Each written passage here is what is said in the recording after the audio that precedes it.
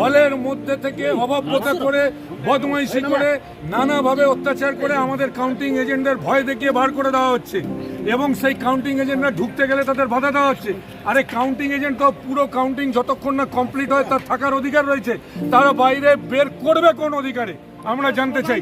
আমরা এখানে এসেছি, ক্যান্ডিডেট এসছে, আমরা চাই যেখানে যেখানে বেরিয়ে গেছে সব জায়গায় আবার রিকাউন্টিং হবে, পুরো 100% ভিভিপ্যাট কাউন্টিং হবে, তবে আমরা এই কেন্দ্র ছেড়ে যাব, তার আগে আমরা কেউ যাব না।